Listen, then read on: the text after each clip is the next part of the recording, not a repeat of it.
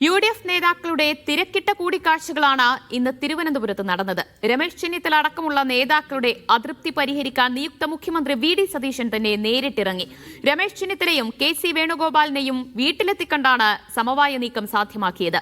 ആഭ്യന്തരം വിട്ടുനൽകാം എന്ന നിലപാടും VD സതീശൻ സ്വീകരിച്ചത് പ്രശ്നങ്ങളില്ലാതെ സത്യപ്രതിജ്ഞ നടക്കണം എന്ന ആഗ്രഹത്തിൽ കൂടിയാണ്. നാളെ ഉച്ചയോടെ ഗവർണർക്ക് മന്ത്രിമാരുടെ പട്ടിക നൽകാനാണ് തീരുമാനം.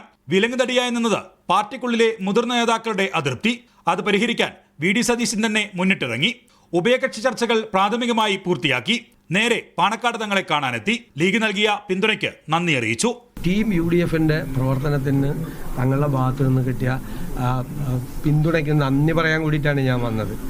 ഞാൻ വളരെ അഭിമാനത്തോടും ആവേശത്തോടും കൂടിയാണ് അദ്ദേഹത്തെ കാണാൻ വന്നത്. തീർച്ചയായിട്ടും ഞങ്ങൾ ഇതുപോലെ തന്നെ ഒരുമിച്ച് ഇനിയൊരു വർക്കുണ്ട്.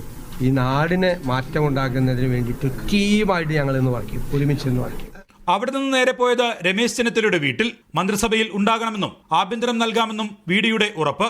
കൂടെയുള്ള ചിലർക്ക് വേണ്ടി രമേശ് അവകാശവാദം ഉന്നയിച്ചപ്പോൾ വിശദമായി ചർച്ച ചെയ്യാമെന്ന് മറുപടി നൽകി. കൂടിക്കാഴ്ച കഴിഞ്ഞിറങ്ങിയ നിയുക്ത മുഖ്യമന്ത്രി പ്രതികരണത്തിന് തയ്യാറായില്ല.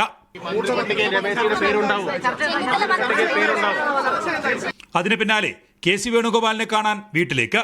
20 മിനിറ്റോളം ആ കൂടിക്കാഴ്ച നീണ്ടുനിന്നു. തങ്ങൾ തമ്മിൽ പ്രശ്നങ്ങൾ ഒന്നുമില്ലെന്ന് സതീശന്റെ പ്രതികരണം.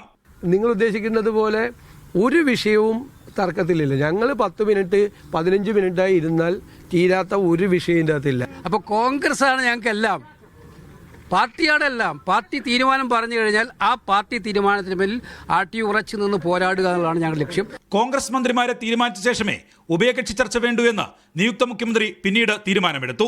നാളെ രാവിലെ കൊണ്ട് കോൺഗ്രസിലെ ചർച്ചയും ഘടകകക്ഷികളുമായുള്ള ചർച്ചയും പൂർത്തിയാക്കാനുള്ള നീക്കം ഊർജിതമാക്കിയിരിക്കുകയാണ് VD സതീശൻ. മീഡിയ 1 തിരുവനന്തപുരം.